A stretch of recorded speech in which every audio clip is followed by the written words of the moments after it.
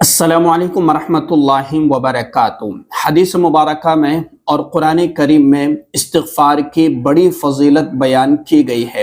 جو شخص کثرت سے استغفار کرتا ہے اور زیادہ استغفار کے کلمات پڑھتا رہتا ہے تو اللہ تبارک و تعالی اس کے لیے کئی پریشانیوں کو حل کر دیتا ہے، اس کی زندگی کے مسائل کو حل فرما دیتا ہے، اس کو بڑی سے بڑی مصیبت سے نکال دیتا ہے اور بڑی سے بڑی پریشانی کو اس کے لیے حل کر دیتا ہے۔ آئیے آج ہم سمجھیں گے حدیث مبارکہ کی روشنی میں استغفار کرنے کی فضیلت کیا ہے۔ اس پر میں آپ کو 3 سے 4 حدیث مبارکہ اور 1-2 قرآن کریم کے آیات سناؤں گا کہ جس سے ہمیں یہ اندازہ ہو جائے گا کہ استغفار کرنے سے اور استغفار پڑھنے سے اللہ تبارک و تعالی ہماری زندگیوں کو کس طریقے سے آسان بنا دیتا ہے، اور اللہ تبارک و تعالی ہم سے کتنی محبت فرماتا ہے، اور اللہ تبارک و تعالی کے کتنا قریب ہو جاتا ہے وہ شخص کہ جو کثرت سے استغفار کرتا ہے۔ جو شخص اپنے لیے استغفار کو لازم پکڑ لیتا ہے، کثرت سے استغفار کرتا ہے، اللہ تبارک و تعالی اس کے لیے ایسی جگہ سے راستہ نکال دیتے ہیں جہاں سے اس کو گمان بھی نہیں ہوا ہوگا۔ یقیناً استغفار کی بے شمار فضیلتیں ہیں، بس بات یہ ہے کہ ہم اس کو دل سے پڑھیں، یقین سے پڑھیں، اہتمام سے پڑھیں، اور اللہ تبارک و تعالیٰ پر یقین کرتے ہوئے پڑھے کہ یقیناً میرا اللہ میری زندگی کے مسائل کو حل کر دے گا۔ دیکھیں، سب سے پہلے اللہ کے نبی صلی اللہ علیہ وسلم نے ارشاد فرمایا کہ جو شخص صبح کے وقت یقین کے ساتھ سید الاستغفار پڑھ لے اور شام سے پہلے موت آ جائے تو وہ جنت والوں میں سے ہوگا، اور جو شام میں اسے یقین کے ساتھ پڑھ لے اور صبح سے پہلے موت آ جائے تو وہ جنت والوں میں سے ہوگا۔ اور سید الاستغفار یہ ہے: اللہم انت رب لا الہ الا انت خلقتنی وانا عبدک وانا علی عہدک ووعدک ما استطعت اعوذ بک من شر ما صنعت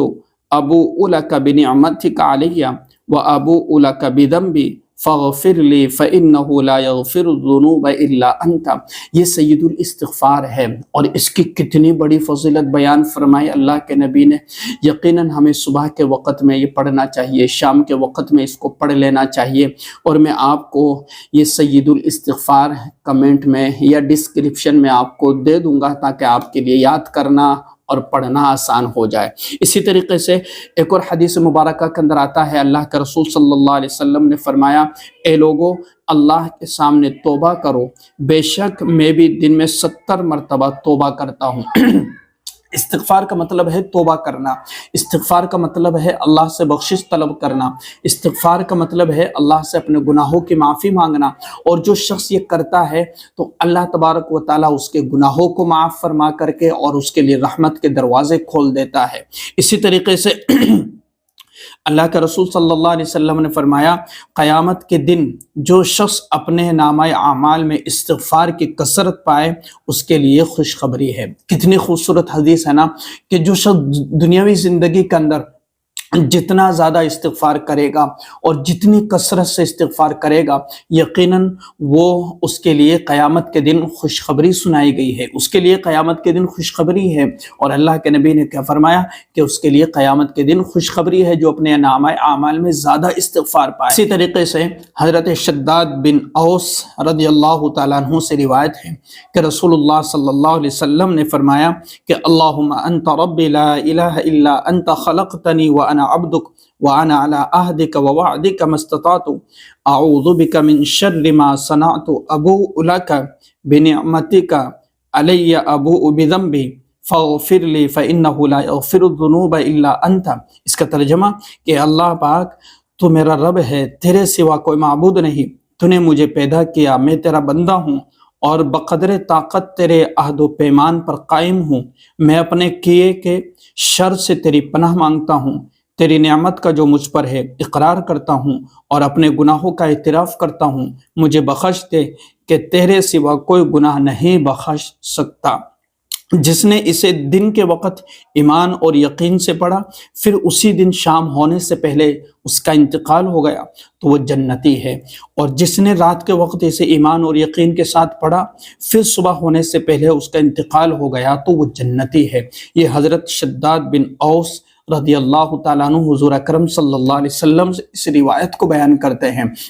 और कितनी बड़ी खुशखबरी है उस शख्स के लिए कि जिसके लिए जन्नत का जिसके लिए जन्नत की बशारत दे दी जाए, जिसके लिए जन्नत की खुशखबरी दे दी जाए कि सुबह के वक़्त पढ़ ले और शाम के वक़्त पढ़ ले। बिल्कुल छोटा सा इस्तिग़फ़ार है और बड़ा अहम है। इसी तरीके से कुरान करीम के अंदर फरमाया गया, अस्साबिरीन वस्सादिकीन वल्कानितीन वल्मुनफ़िकीन वल्मुस्तग़फ़िरीन बिल अस्हार, के लोग सब्र करने वाले हैं और कौल व अमल में सच्चाई वाले हैं, यानी अपनी बात में सच्चाई और इसी तरीके से अपने अमल में सच्चाई करने वाले,